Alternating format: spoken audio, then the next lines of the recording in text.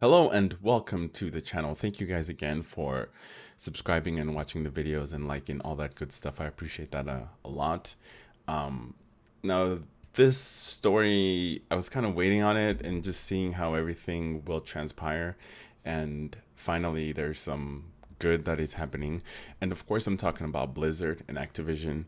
Um, yeah, it's just a lot of information has been coming out, and to be completely honest, like I believe what everything that Activision and Blizzard has been accused of. I mean, this is not they're not the only company that's been doing this or something that's been going on with the bro culture or whatever, frat house, whatever you want to call it.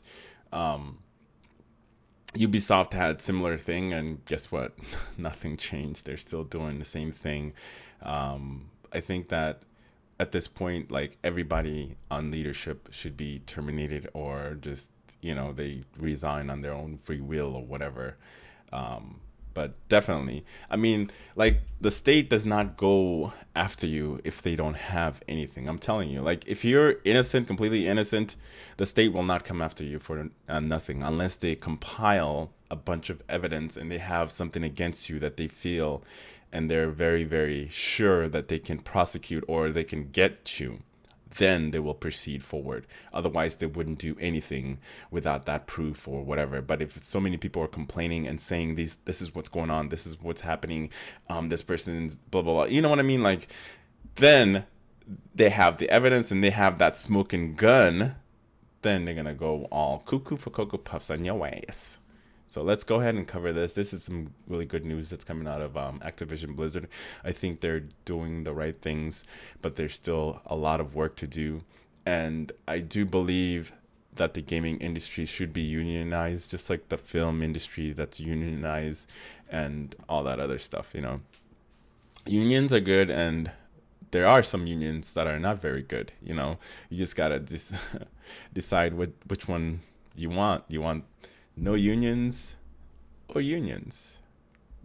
I'm all for unions, especially in the gaming industry, because I feel like it's hard to hold people accountable, especially if you have HR backing up those said people. So it's very, very hard for anybody to file complaint when they're hanging out, buddies, drinking and doing other stuff. You know what I mean? Like, how's that gonna work? Like, if we were buddy with an HR person, and then somebody goes and complains about me, and then he comes back and tells me about it.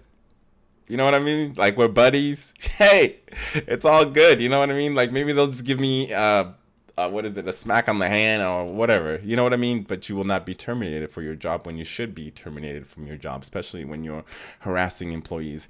And the fact that the equal pay thing, it should be fair for everybody, regardless of color, regardless of your background or whatever. It should be fair, but that's just not how certain companies operate. And doesn't matter which industry you go to, either the movie industry, music, comedy, just like what is it, what the heck is her name, Monique. She wanted equal pay for her comedy routine or for her comedy special from Netflix. But Netflix did not want to pay her the same amount of money that Netflix is paying other people. I mean, I understand that the talent level between Dave Chappelle and Monique is pretty up here. Like, I'm talking about, like, but it still should be close enough to where she's making enough money, not comparable to Dave Chappelle, because Dave Chappelle, to me, I feel like he's just on another level. But I'm just trying to compare the two differences between industries, where women get paid a lot less for certain things that they can do even better than men, you know. But that's just the way that we live in. And then if you're a color woman, you have the most disadvantage out of everything that's going on. So for me, as a black male in America, I understand these facts. You know what I mean? I understand that just because of my skin color, I might not get the same opportunities as everybody else might get it, or I might not get the promotion, even though that I am more qualified than all the other candidates. It's okay. I understand that. But that doesn't really get me down. Like, I might feel bad for a little bit, but eventually I get over it and I move on. And then I just keep trying to apply, again and again and again until they are sick and tired of seeing my face and just giving me a damn job because they know I'm qualified to do that job or whatever, you know. And also for like my kids wise, I always try to let my daughter know like she's at a huge disadvantage, especially here in America. But this is not just an America thing. I think it's just it's a world issues. The fact that she's black and she's a woman, so she's gonna have a lot of hurdles to climb. So I always try to tell her, I always try to reinforce these values in her, like letting her know that she has to work 3 times, if not 4 times, as harder than all the other employees because she has a huge disadvantage, especially when it comes to working corporate work or wherever she decides to go work. She's just gonna have a huge disadvantage because she's a woman and she's a black woman. So I try to let her know, and the things that she needs to do, she needs to start laying that ground, whatever, or whatever. I don't know what the saying is, but laying the foundation, there it is, laying the foundation early on, so when she ever gets out there, it ain't gonna be a thing. She knows what she needs to do and she knows what she needs to get done. So anyway, sorry about that. I'm just trying to, talk to you guys, being stern, serious. So anyway, I'm going to be covering this article. It's going to be a long article. I mean, that's the only other reasons why I didn't want to cover this, is because it's just so many informations coming out and I wanted to wait until the right time. And I think this is the right time, especially that a couple of people are actually leaving the studios and getting replaced with hopefully better leadership. And everything starts with leadership. Everything starts at the very top and trickles down. So if you have a shitty leadership, guess what? Nothing's going to get done. Everything is just going to stay the same, especially if all these people that are being accused still stay at the company, and then nothing will change. So anyway, let's go ahead and cover this story real quick. All right. Not real quick, but you know what I mean. All right, so here it is. Big article. Blizzard president J. Allen Brack is out after sexual harassment suit. Employee walkout. And Jen O'Neill and Mike Ybarra will take over as leadership. So that's a positive direction. And then also another person that's been out of here is also the what is it, the vice president of HR or something like that. He also was out of here. Okay, in last week or so, we learned about the state of California filing a suit against Blizzard, citing numerous stories of sexual harassment and gender-based discrimination at the company. The revelations have been followed by even more stories of unacceptable behavior by leaders of the company. Now the president of Blizzard, which was named in the suit, is leaving the company to pursue new opportunities. I'm sure he'll be hired by companies because this is what they do. They don't give a shit about your moral ethics or whatever. What it is what it is. Employees were informed of J. Allen Brack's departure this morning. An announcement from Activision Blizzard says the former Vicarious Vision leader, Jen O'Neill, and former Xbox executive Mike Ibarra are now co-leaders of the developer. A note on Blizzard.com says the two are deeply committed to all of our employees to work and ahead to ensure Blizzard is the safest, most welcoming workplace possible for women and people of any gender, ethnicity, sexual orientations, or background, to upholding and reinforcing our values and to rebuilding your trust. Brock took over Blizzard in 2018. Prior to that, he led development of World of Warcraft, where the team included the only other person specifically named in California Department of Fair Employment and Housing lawsuit, Alex Afrisabi. Afrisabi? I don't know. I think I'm fucking his name up. I apologize. Afrisabi.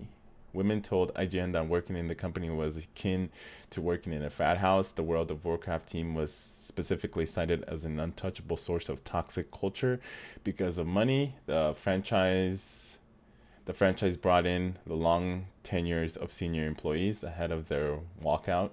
Employee made a list with 4 demands, including audit of executive staff, and then to forced arbitration clause, which means that arbitration clause, from what I've seen in other YouTube videos, is when you have to usually sign it at the beginning of your employment.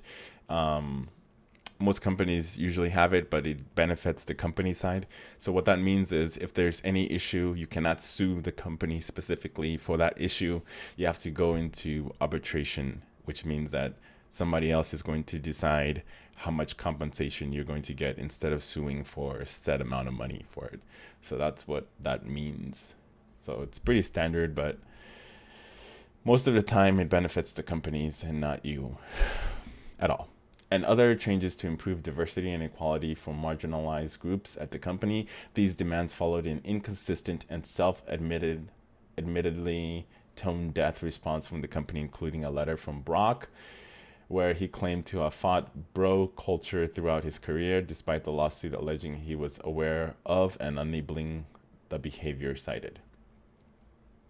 So Mike Ibarra seems like decent leadership, especially since he was part of the group that walked out with the employees. So we'll actually see what happens. You never know. I don't know. You don't know. I think Bobby Kotick needs to go too, but that's up to the shareholders. He's getting way too much money. It was great attending the hashtag ActiveBlitz walkout this morning. Happy to see so many familiar faces. Together, let's build a safe, brighter, and fair future for everyone. Activision Blizzard CEO Bobby Kotick has not addressed the issue since his letter last week, which was just a poor attempt trying to damage control. He should have been the first motherfucker to say something when all this shit came out. He should have just nipped it in the bud, take action, but instead he goes and hires a a union busting law firm. He hires them so to make sure that Activision Blizzard does not unionize. So that's what he's focused about, company interests. He doesn't give a shit about his people. This motherfucker needs to go. But he's making them so much money, I don't think they give a shit about his ethics. But, it is what it is. Since last week, an announcement of Brock's departure comes from COO Daniel Algare, saying that O'Neill and Ybarra will share responsibility for development and operational accountability at Blizzard.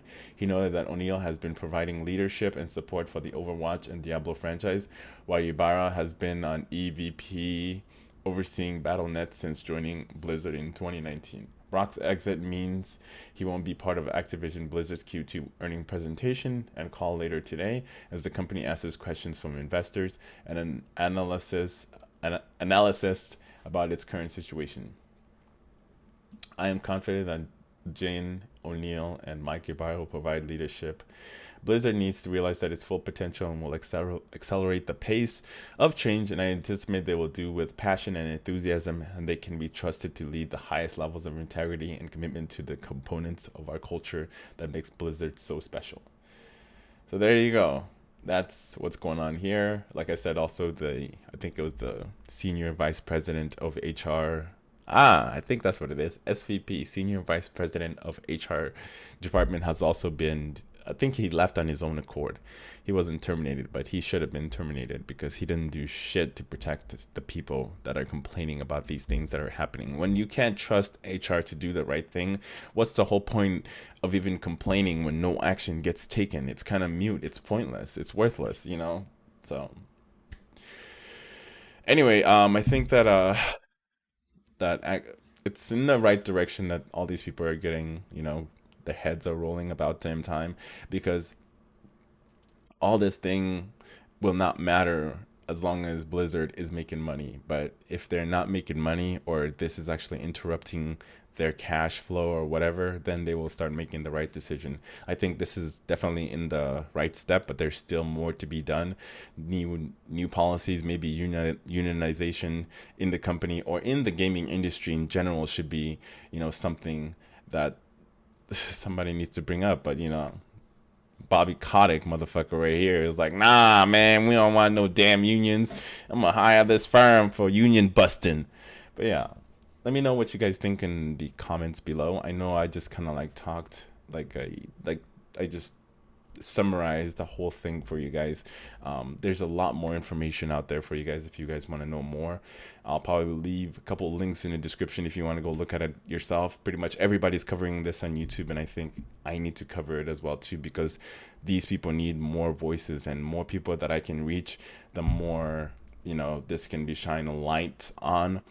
And this just doesn't happen in the gaming industry. I'm sure it happens in a lot of different industries as well too, but you know, this is the first time that the state is actually taking action against this company. But we'll see what happens when everything settles, when the dust has settled. Anyway, make sure to like and subscribe if you haven't done so already. I appreciate that a lot. You guys have yourself a very lovely evening, and I hope you enjoy the video.